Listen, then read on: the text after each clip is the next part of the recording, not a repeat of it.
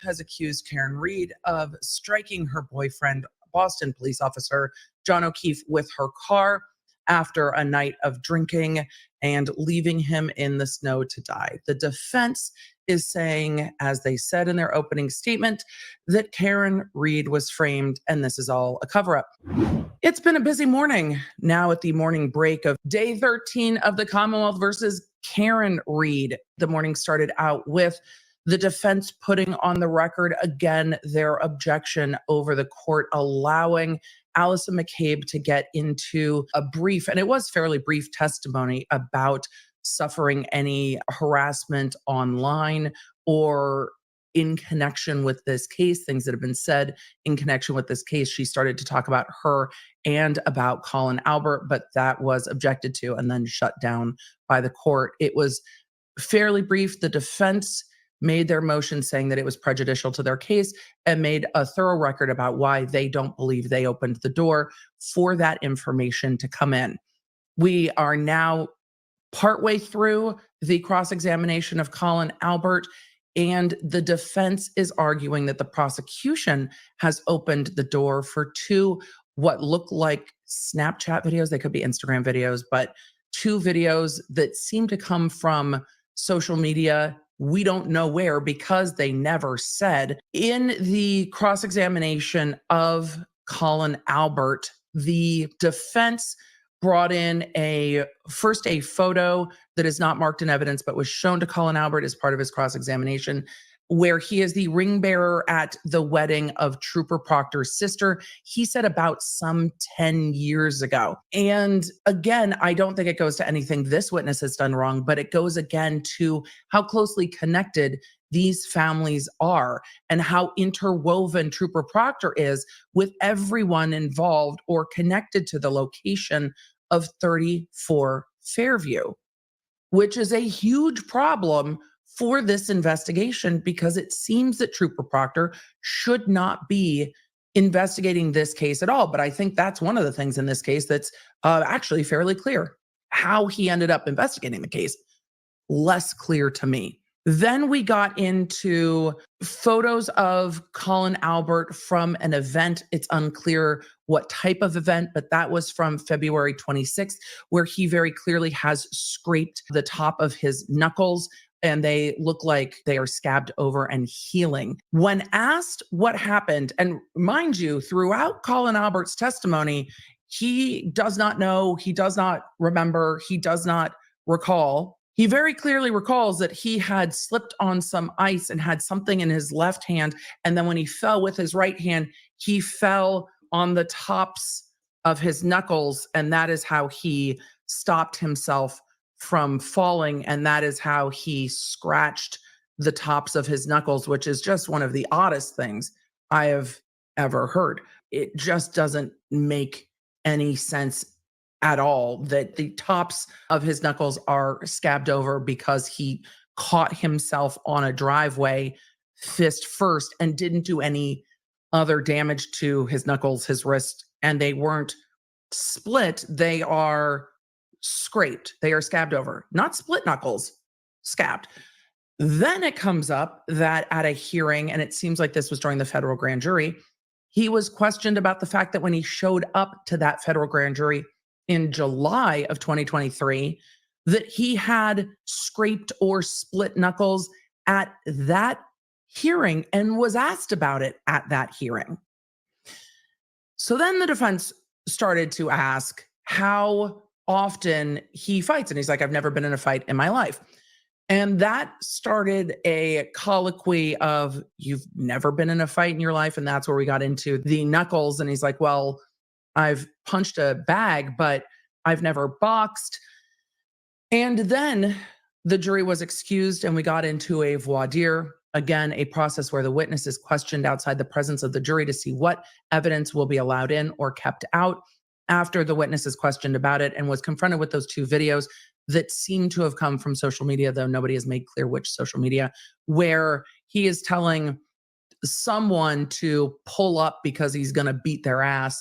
Alan Jackson loved getting to do this questioning on this voir dire. You could hear it in his voice where he's like, you didn't say that. You say I'm going to beat your fucking ass.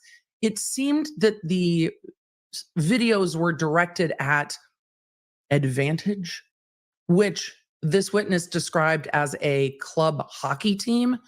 So I don't know why he is seemingly to me under the influence threatening an ice hockey team. That does not seem like it's going to go well. But he said they were texting him and calling him a pussy. So that's where we're at when we get to the break as to whether these videos will come in, whether or not this witness has ever been in a fight. And the court is going to try to, I imagine, rein this in from being a side quest.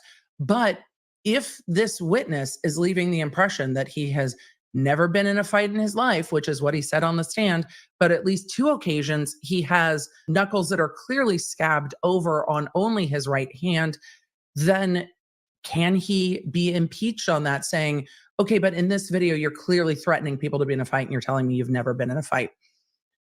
If the defense opened the door to the testimony about the internet harassment of Allison McCabe, it would seem that the prosecution asking Colin Albert in photos right after January 28th, 29th, 2022, and saying, do you have any scratches or scrapes? Do you have any injuries? It seems to me that the prosecution asking about those injuries would open the door to this line of questioning. At the end of the half day, day 13, we are in the middle, it seems, of the direct examination, maybe towards the end, the direct examination of Matt McCabe, husband of Jen McCabe, brother-in-law of the homeowners at 34 Fairview, because his wife is sisters with Nicole Albert, married to Brian Albert. Hopefully the connectedness is getting a little bit easier as it is being repeated over and over and over again. The whole beginning of this testimony was not super needed. Then we got into the time leading up to John and Karen arriving at 34 Fairview. This is the first witness who we have heard testimony from that was in the car while the conversation was going on between Jen McCabe and John O'Keefe, as John O'Keefe and Karen were heading to 34 Fairview, where they had not been before. So asking, where are we going? Asking for directions. And then Matt McCabe testified that he saw a dark SUV outside of 34 Fairview, nearer to where the mailbox was, then down by the flagpole, then down by the trees by like the neighbor's house or the end of the property line. He also said at one point his attention was drawn outside when Julie Nagel was going outside to talk to her brother. And at that point, he saw a vehicle back by the driveway, a Jeep by the mailbox, and then another dark SUV. He testified that he never saw lights on inside that SUV, but he kept wondering, well, where is John and why haven't they come in yet? And kept checking outside, and said that period of time where the dark SUV was outside was like 12 to 15 minutes that he was checking. And then the SUV left and he was like, okay. But no one went to check. And we know that there was communication between Jen McCabe at some point and John O'Keefe's cell phone. I don't think John O'Keefe responded to that, but we haven't gotten all the way into that yet. It's hearsay, and there were objections getting into that. At the end of the cross-examination of Colin Albert, we did see the videos that the judge was going to rule on before the break. Both of those came in and he was cross-examined on them. There was a brief redirect, and it seems that the beef with the hockey team was over girls talking to the hockey team, and then his friends were salty about it. That was the testimony that came in. At the end of day 13, I still have a lot of questions. Multiple witnesses talk about Julie Nagel's brother showing up. The witnesses all in that Ford F-150 and Brian Albert Jr. and Julie Nagel, none of them mention the Jeep being there that is presumably the Jeep that belongs to Brian Higgins. But Brian Albert Sr. and Nicole indicate that Brian Higgins got there at the same time they did and then parked. This witness says they see a Jeep. There are so many things in controversy that it's hard to actually know what we know. That it was snowing, that there was a light dusting of snow, that the Canton basketball team lost their varsity basketball game, that everybody went to the waterfall at some point and left. All were gone before 12:17. And after that, everything is very, very confusing. It's very confusing to me that this witness kept looking outside like, why haven't they come in yet? And then the curiosity all just stops. Okay. But then apparently, one of the girls getting driven home in Matt McCabe's car, Julie Nagel, said, "Hey, don't you guys see something? Did I see something in the yard?" And knowing now that they were looking for John O'Keefe and saw the SUV, that doesn't raise any curiosity at all. I have so many questions. And then the judge ends promptly for lunch. So the last testimony before they went to sidebar and broke from lunch is of Matt McCabe saying, "How did you wake up on the morning of January 29th? Or at some point, did you sort of wake up on the morning of January 29th?" And he said, "I woke up to screaming in my bedroom." And that's where we ended day 13 of the Commonwealth versus Karen Read. I imagine on Friday, we will finally get to the awaited testimony of Jen McCabe.